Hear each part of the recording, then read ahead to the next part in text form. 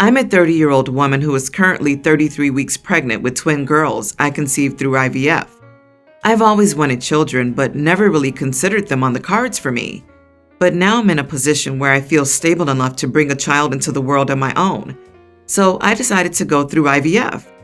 Since high school, my best friend, 31 male, found out about my plan and how I was looking into finding a donor so it wouldn't be anonymous. I could vet medical history, etc., and offered to be the donor, as at least I'd know his medical history and any risks that were attached. I agreed, but made it very clear he wouldn't be a parental role in the child's life. At most, he'd be an honorary uncle due to our friendship. He was happy to agree to this, and it never once occurred to me that he would offer this without running this by his wife, 31, first. As some of you will likely be worried, I used a clinic that is a legally licensed clinic, which means, due to the paperwork signed when I underwent IVF, and he has no legal right or obligation towards the babies, which was what both of us wanted going into this. As my pregnant state proves, the IVF was a success. A little too successful, perhaps, as it's twins. I recently took my friend and his wife out to dinner to thank them for doing this for me and celebrate being in the third trimester. But his wife was confused when I explained the reason for the dinner, and then angry, demanding to know why he kept this from her. I was just as shocked and asked my friend if he hadn't told his wife. He tried to explain that he hadn't thought it'd matter as he has no rights to them at all. However, his wife got even angrier at that part, stating that she isn't comfortable with her son having siblings that aren't really his siblings, and she wants that part changed so that her husband has a legal say over the girls. I was in shock over this, but said I wouldn't be doing that as I wanted to raise them alone. The three of us got into a huge argument, and his wife demanded to know why I wouldn't tell her that her husband had offered this in the first place. I feel very guilty for not checking with his wife first, but it honestly never occurred to me that he wouldn't have done that first. So I thought if he was offering, she had to have already given the okay. Am I the idiot in this? I don't know what to do. Oh my God, so not the idiot. The fact that he has a son with his wife makes it even more confusing to me why he wouldn't have run this by her, or at least let her know he planned to do it. You did the right thing by thanking them as a unit, since married couples should be operating as a unit. Exactly. And why would OP have invited them both as a unit to thank them if she didn't think the wife didn't already know? The wife is acting like OP somehow secretly stole the husband. This is an issue she has with her husband, not OP. Your friend is the major idiot here. I personally would have gone with someone intelligent. However, I understand the wife being upset. Her husband should have talked this over with her before offering to be a donor. Gosh, I can't imagine if my husband just casually fathered someone else's child without mentioning it to me. OP, this isn't your fight. It wasn't your responsibility to discuss this with his wife. It was his. I would refuse to engage with her about it, to be honest. Just say that you assumed he discussed it with her first, and you are sorry, but the fact he didn't really isn't on you. I felt utterly horrible for the wife. The husband was 100% out of line, and I can't imagine the confusion and betrayal she must have felt at that moment. Even though it is mostly on the husband since it is his wife, I feel that OP still should have, at a minimum, had a conversation with the wife to ensure this was something she was comfortable with before the IVF procedure. So, it's everyone's the idiot here. Do you all think he has a thing for OP and is trying to weasel into some sort of relationship? I just can't fathom anyone being that stupid with no ill intentions. Also, I'd bet that OP's friend and his wife are headed for a divorce. Not placing this on OP, it's a consequence of the donor's non-action, but OP isn't devoid of blame. My first son is currently a toddler. He was born with Down syndrome. Despite all the difficulties and external shaming, I wouldn't change a thing. I love my child dearly. My husband's side of the family is extremely toxic. Both of us are from an Asian background, although he was brought up in a more closed-minded environment than I. Despite his upbringing, he is one of the kindest people I've ever met. However, ever since I married into the family, love marriage, it was nothing short of constant ridicule. Anyways, for the first year or so of my son being born, I was terrified to bring my mother-in-law around. However, my husband felt sorry and let her visit. She brought a bunch of her relatives around for visiting and lied that she'd be coming alone. They all just stood there exchanging condescending remarks till I nudged my husband to send them home. The next worst incident happened recently. We were visiting my sister-in-law's house for her pre-engagement ceremony. When sister-in-law's fiancé and his family came around, she told me to bring my son upstairs so they wouldn't think it was genetic and decide against the marriage. I was so appalled that I wanted to screech in her face, but from the shock of it, I just told my husband to take care of my son while I removed myself from there for a bit. When I came back, one of his relatives was kind enough to pull me aside and tell me that my mother-in-law was gossiping to sister-in-law's fiancé and his family that my son's Down syndrome was inherited from my side of the family and they don't need to worry about future implications. That was my final straw, and what she had done for the past years. I deliberately went up to her and started cursing her out and listing everything she did to me in front of everyone. I was crying a lot too as I was speaking, and it was too late by the time my husband came around. Everyone was weirded out, and after that whole commotion, my husband and I left. My mother-in-law called me a week later, saying I ruined my sister-in-law's life because her fiancé and family were pulling out of the marriage. I told her I didn't care. She brought it upon herself. I also told her that I'm completely cutting contact with her. My husband is on my side, and she's not allowed to see my son or my second child ever again. She retorted back, cursing that she hoped my second child would also be born with Down syndrome. I'm pregnant, and I'd be miserable. We had a back and forth after that till I cut the call. I don't regret what I said to mother-in-law, but I feel terrible for sister-in-law and that I ruined her marriage.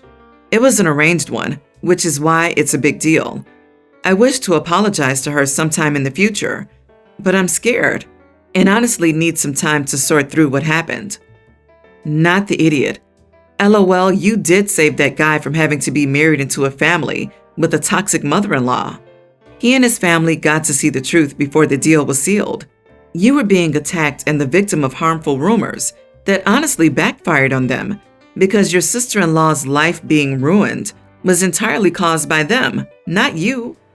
You and your family don't need that toxicity in your life. Grandparents should shower grandchildren with love, not scorn. You're protecting your child/children and yourself. Good for you. Also, a pregnant woman doesn't need that kind of drama and hate from family. I hope that your pregnancy goes smoothly and you have another wonderful child. That mother-in-law can go straight to the bad place. Everyone's the idiot. Very gently for you. I am so sorry that you have a mother-in-law like that. I'm so thankful, though, that your husband sounds like a wonderful man who supports you. I don't blame you for what you did, but you shouldn't have done it at an event about someone else. If you wish to apologize for causing a scene, that's fine. If your sister-in-law hasn't called by now to apologize for mother-in-law's behavior, she sounds just as bad. Leave them out of your life. Let your son live his best life and be free from their influence. Mother-in-law is a toxic, bitter old bat. Sister-in-law will understand when she becomes a mother. Do not apologize to her. You did not ruin anything, and her mother is a horrible person. I'm a 28-year-old woman of Japanese descent, and am preparing to move in with my boyfriend of 3 years, who's a 34-year-old man of African descent. He is a widower and has a young daughter. She's a sweet girl and I'm very fond of her. Since I will be living with them, I thought it was a good idea to reach out to his mother to ask if she'd help me learn how to take care of or style his daughter's hair, as there may be some days he wants or needs help, and I've never dealt with hair that has her texture. I want to know something. Perhaps I could have asked my boyfriend, but let's be honest. A woman with that hair texture is more likely to know better styles and tricks and all over prettier looks. I even suggested to her that I could buy a mannequin head with a similar hair texture to his daughter's to practice on. His mother got upset with me and told me that it's not my place to want to learn to style her grandchild's hair, and that it's a bonding experience for them whenever she does her hair, and I shouldn't try and step on that. I apologized immediately but explained I wasn't trying to take that away from her.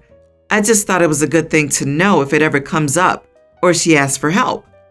His mother insists that it's not appropriate for me to want to take care of her hair, and has even told my boyfriend what I asked. And while he doesn't think what I've done is bad, he said I should probably leave this for his mother. I'm a little upset by this. I was just trying to have my bases covered and be able to help if she ever needs it. Was it maybe insensitive of me to ask to learn? Not the idiot. You're trying to take an interest in the child, and that's admirable. The grandmother's just being possessive because she sees it as their time, but she won't always be around. I bet she feels threatened by you, and that's how she's letting it out. Don't let her discourage you. Being a stepmom can be one of the most rewarding experiences of your life if you want it to be. You're already ahead of the game by putting in the effort. You got this, and you will be an amazing bonus mama. I would have loved it if someone wanted to learn to do my hair. I'm mixed and it's a hornet's nest. That's incredibly kind and sweet. His mom is projecting some other issues and using the hair as an excuse. I'm surprised your boyfriend isn't standing up for you. What you did is beautiful for that child. And as for his mom, well, she needs some therapy or something because it's not about hair for her. Let me understand. He's 34 and still lives with his mom, and she treats you this way?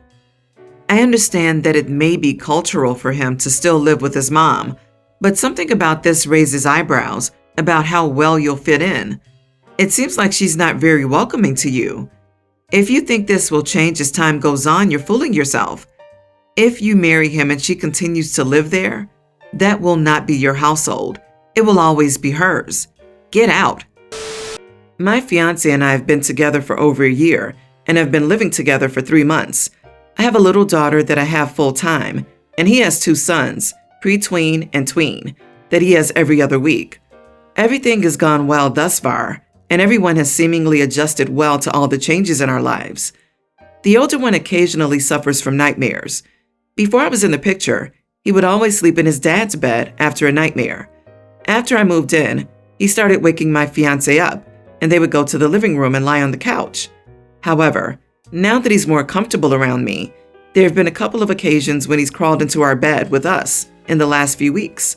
I don't feel comfortable with this for many reasons. I don't think it's appropriate for a child to share a bed with a new step-parent, and I'm still the fiance. Secondly, I don't feel comfortable sharing a bed with a near teenager or having one randomly crawl into our bed. Not to mention, what if either my fiance or I wasn't decent at the time? I told my fiance that I was uncomfortable with him sleeping in our bed, and that in the future, I'd appreciate it if he either slept on the couch with him or took him back to his room and just stayed with him. He instantly became defensive and tried to say that he couldn't take away his son's comfort place, and he wouldn't expect me to do what I was asking if the roles were reversed. I told him that I wouldn't put him in that position. We went back and forth a bit, but I finally told him that how he chooses to comfort his son after a nightmare is up to him, but my stance remains the same. I don't want him sleeping in our bed. We haven't discussed this any further, but he still seems upset with me. Was I unreasonable or unfair? You are the idiot. You're the new person at home, and there's a kid with nightmares. For some reason, you perceive something very wrong with a boy being comforted by his parent in his parent's bed and parent home. Whatever compromise you make should be aimed at putting the boy's well-being first. Don't become an evil stepmother. It is too early for your relationship, and it'll impact it. He's a kid who's been dealt with a life event that often affects kids in many ways. If you don't like it, get another bedroom and excuse yourself from the bed. It's a nightmare. It will stop at one point when he's ready. Be happy you're considered trustworthy. Not the idiot. I can't believe folks suggest you fully wake up and move to the couch every time this big boy has a nightmare. In what universe isn't that kid way too damn big to snuggle up with the two of you? At best, his father could put out a fold-out army-style cot in the bedroom for this very big boy for him to quietly unfold and set up next to his father's side of the bed without waking the whole family. This situation you are being asked to deal with isn't remotely normal. Let them be just as upset as they want with you. It is time for your fiancé to grow up enough to help his tween son do the same. It's possible he's lying and it isn't nightmares. I struggled to sleep alone up until I was late in my teens, and I forced myself because I was embarrassed that I couldn't sleep alone. So I would lie and say it was just nightmares when I was also experiencing anxiety at being alone. I felt dumb for fearing nothing, and then I would have a nightmare. Snuggling with parents at any age equals good and healthy. Being unable to sleep through the night alone as a tween, unhealthy.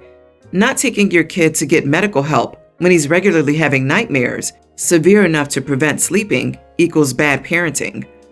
If he's having this many nightmares and sleeping with his dad, there's often something else going on, and it may be time for them to seek counseling to figure out what's going on.